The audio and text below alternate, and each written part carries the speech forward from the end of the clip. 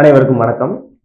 டிஎன்யூஎஸ்ஆர்பியிலிருந்து sub இன்ஸ்பெக்டருக்கான notification வந்து release பண்ணியிருந்தாங்க.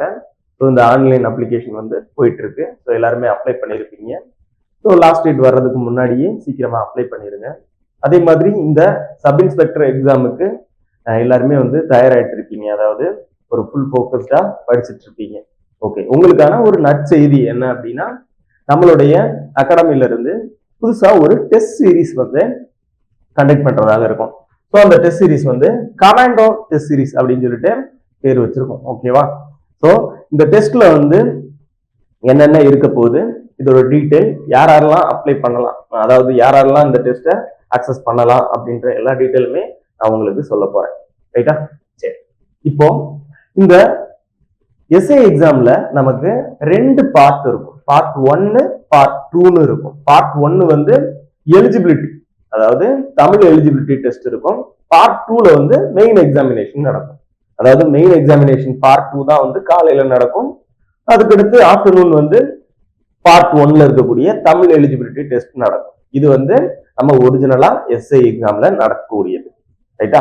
இப்போ நம்ம இந்த டெஸ்ட் சீரீஸ்ல என்ன பண்ண போறோம் அப்படின்னா, நம்ம பார்ட் 2ல இருக்கக்கூடிய மெயின் எக்ஸாமினேஷன் என்னென்ன இருக்கும் அப்படின்னா, ஜெனரல் நாலேஜ், அதாவது ஜிகே பார்ட் ஏல இருக்கக்கூடிய ஜெனரல் நாலேஜ், அதுக்கப்புறம் பார்ட் பில இருக்கக்கூடிய சைக்காலஜி டெஸ்ட், இதை வந்து கண்டக்ட் பண்றதாக இருக்கும். ஸோ பார்ட் 2 தான் நம்ம ஃபர்ஸ்ட் கண்டக்ட் பண்ண போறோம். பார்ட் 1க்கு நம்ம எத்தனை டெஸ்ட் கொடுத்துருக்கோம் அப்படின்றத பின்னாடி நான் வந்து சொல்றேன். ஓகேவா? இந்த டெஸ்ட்டை வந்து யாரெல்லாம் அட்டன் பண்ணலாம் அப்படின்னா, நம்மளுடைய பழைய மாணவர்கள் ஃப்ரீயாவே ஆக்சஸ் பண்ணிக்கலாம். இது வந்து ஆஃப்லைன் டெஸ்ட். ஓகேவா? பழைய மாணவர்கள், அதாவது ஓல்டு ஸ்டூடெண்ட், இந்த டெஸ்ட்டை வந்து ஒவ்வொரு பிரான்ச்லயும் நீங்க அட்டன் பண்ணிக்கலாம்.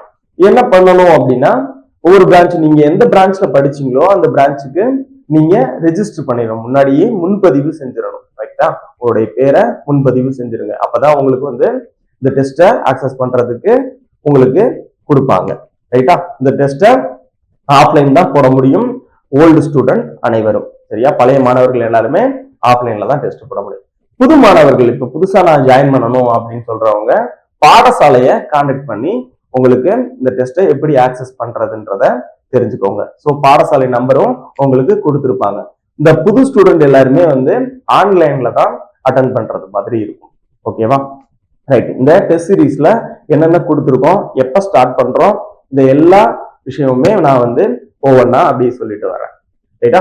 இந்த டெஸ்ட்ல மொத்தம் 41 டெஸ்ட் இருக்கும். இந்த டெஸ்ட் சீரீஸ்ல 41 டெஸ்ட் நடக்க போகுது. 41 பிளஸ் எவ்வளவு டெஸ்ட் வேணாலும் இருக்கலாம். 41ல இருந்து அதிகமான டெஸ்ட்கள் நடக்கலாம். ரைட். ஒவ்வொரு டெஸ்ட்லயும் 140 கொஸ்டின் இருக்க போகுது. ஸோ 140 கொஸ்டின்னா ஒரு கொஸ்டினுக்கு அரை மார்க் அப்படின்னு பார்த்தோம் அப்படின்னா, நமக்கு இந்த 140 கொஸ்டினுக்கு 70 மார்க்.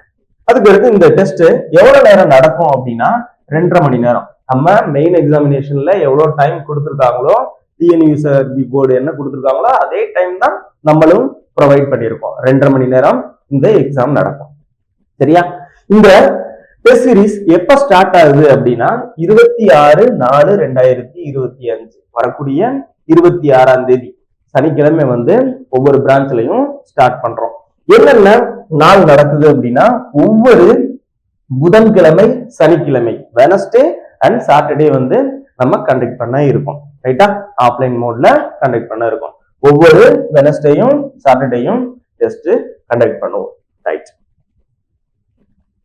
இதுல அப்ஸ்ட்ராக்ட் என்ன கொடுத்திருக்காங்க அப்படின்னா, பார்ட் ஏல ஜெனரல் நாலேஜ். ஓகேவா? இந்த ஜெனரல் நாலேஜ்ல 80 கொஸ்டின் இருக்கும். அதே மாதிரி அதுல நமக்கு சயின்ஸ்க்கு வந்து அதிகமான வெயிட்டேஜ் கொடுத்திருப்பாங்க. அதுல பிசிக்ஸுக்கு நமக்கு யூனிட் டெஸ்ட் வந்து 5 கண்டக்ட் பண்றோம். அதுல ஒரு ரிவிஷன் டெஸ்டும் இருக்கு. சரியா? அதே மாதிரி கெமிஸ்ட்ரியில 4 யூனிட் டெஸ்ட், ஒரு ரிவிஷன் டெஸ்ட். அதுக்கப்புறம் பயாலஜில 7 யூனிட் டெஸ்ட், ஒரு ரிவிஷன் டெஸ்ட். என்விரான்மெண்டல் சயின்ஸ்ல ஒரு யூனிட் டெஸ்ட், ஒரு ரிவிஷன் டெஸ்ட். அதுக்கப்புறம் டயட் அண்ட் நியூட்ரிஷன்ல 2 யூனிட் டெஸ்ட். அதுக்கப்புறம் இது எல்லாமே சேர்ந்து நம்ம சயின்ஸ்ல மட்டும் 80 கொஸ்டின் வச்சு ஒரு 5 ஃபுல் டெஸ்ட் நடக்கும். ரைட்டா? அதுக்கு அடுத்து அதான் ஜெனரல் சயின்ஸ்ல 5 ஃபுல் டெஸ்ட். அப்ப இந்த சிலபஸ் எல்லாமே கவர் பண்ணி ஒரு ஒரு 5 ஃபுல் டெஸ்ட்ல 5 டெஸ்ட்ல இத ஃபுல்லா இந்த சிலபஸை கம்ப்ளீட் பண்ணி ஜெனரல் சயின்ஸ் மட்டும் உங்களுக்கு ஒரு 5 ஃபுல் டெஸ்ட் கண்டக்ட் பண்ணுவாங்க. அதுக்கடுத்து ஹிஸ்டரியில ஒரு 9 யூனிட் டெஸ்ட், ஒரு ரிவிஷன் டெஸ்ட். ஜியோகிராஃபில 7 யூனிட் டெஸ்ட், ஒரு ரிவிஷன் டெஸ்ட். அதே மாதிரி இந்தியன் பாலிட்டில ஒரு 5 யூனிட் டெஸ்ட், ஒரு ரிவிஷன் டெஸ்ட். எக்கனாமிக்ஸ்ல 5 யூனிட் டெஸ்ட், ஒரு ரிவிஷன் டெஸ்ட். அதுக்கப்புறம் கரண்ட் அஃபேர்ஸ்ல 7 யூனிட் டெஸ்ட். அதுக்கப்புறம் ஹோம் டெஸ்ட் SCRT கேப்சூல் உங்களுக்கு ப்ரொவைட் பண்ணிடுவாங்க. ஸோ அதுல இருந்து நம்ம ஒரு 5 ஃபுல் டெஸ்ட் கண்டக்ட் பண்ணுவாங்க. இந்த ஜெனரல் நாலேஜ்ல இந்த ஆர்ட்ஸ் பார்ட் மட்டும் கொடுக்கக்கூடியது, அதுல மட்டும் ஒரு 5 ஃபுல் டெஸ்ட் கண்டக்ட் பண்ணுவாங்க. அப்ப பார்த்தோம் அப்படின்னா இதுல ஜெனரல் சயின்ஸ்ல ஒரு 5 ஃபுல் டெஸ்ட், அதுக்கப்புறம் ஜெனரல் நாலேஜ்ல ஆர்ட்ஸ் மட்டும் தனியா ஒரு 5 ஃபுல் டெஸ்ட் கண்டக்ட் பண்ணுவோம் ஜிகேல. ரைட்டா? அதுக்கு அடுத்து பார்ட் பில சைக்காலஜி டெஸ்ட். இதுல என்னென்ன சப்ஜெக்ட் இருக்கும் அப்படின்னா தமிழ்ல இருந்து ஒரு 10 கொஸ்டின் இருக்கும், அதுக்கப்புறம் இங்கிலீஷ்ல இருந்து ஒரு 10 கொஸ்டின் இருக்கும், சைக்காலஜிலையும் மென்டல் எபிலிட்டிலையும் சேர்த்து ஒரு 40 கொஸ்டின் கொடுத்திருப்பாங்க. சைக்காலஜினா ரீசனிங், அந்த சப்ஜெக்ட்ல இருந்து நமக்கு கொஸ்டின் இருக்கும். ஓகேவா? சரி, இந்த தமிழ்ல யூனிட் டெஸ்ட் ஒரு 22 இருக்கும், அதுக்கப்புறம் ரிவிஷன் டெஸ்ட் 1 இருக்கும். இங்கிலீஷ்ல 27 யூனிட் டெஸ்ட் கொடுத்திருப்பாங்க. அதுக்கடுத்து சைக்காலஜியும் மென்டல் எபிலிட்டில சைக்காலஜில 11 யூனிட் டெஸ்ட், ஒரு 6 ரிவிஷன் டெஸ்ட் கொடுத்திருப்பாங்க. அதுக்கப்புறம் மென்டல் எபிலிட்டில ஒரு 12 யூனிட் டெஸ்ட், அதுக்கப்புறம் ஒரு ரிவிஷன் டெஸ்ட் கொடுத்திருப்பாங்க. அதுக்கப்புறம் நான் பார்ட் 1ல இந்த தமிழ் எலிஜிபிலிட்டி டெஸ்ட்டுக்கு என்ன எக்ஸாம் கொடுத்திருக்காங்க, எத்தனை டெஸ்ட் கொடுத்திருக்காங்கன்றத சொல்லணும்ல. இப்போ பார்ட் 1 தமிழ் தகுதி தேர்வுல நம்ம ஒரு 3 டெஸ்ட் கண்டக்ட் பண்றோம். அந்த 3 டெஸ்ட்டுமே ஃபுல் டெஸ்டா கண்டக்ட் பண்றோம். சரியா? ரைட். அதுக்கடுத்து இதெல்லாம் முடிஞ்சதுக்கு அப்புறம் நம்ம ஃபுல் மாடல் டெஸ்ட் அப்படின்னா என்ன, பார்ட் 1 இருக்கும், பார்ட் 2 இருக்கும். அதாவது காலையில மெயின் எக்ஸாமும், ரெண்டாவது நம்ம தமிழ் எலிஜிபிலிட்டி டெஸ்டும் இருக்கிறது மாதிரி ஒரு 3 டெஸ்ட் கண்டக்ட் பண்றதாக நம்ம கொடுத்துருக்கோம். சரியா? அப்ப ஃபுல் மாடல் டெஸ்ட் ஒரு 3 இருக்கும், தமிழ் எலிஜிபிலிட்டி டெஸ்ட் தனியா ஒரு 3 டெஸ்ட் இருக்கும். அப்ப மொத்தம் தமிழ் எலிஜிபிலிட்டி டெஸ்ட் மட்டுமே 6 கிட்ட வந்துடும். கரெக்டா? சரி.